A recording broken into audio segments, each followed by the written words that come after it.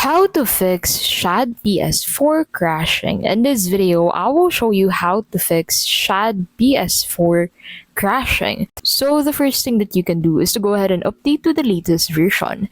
Make sure you're running the most recent build of SHADPS4.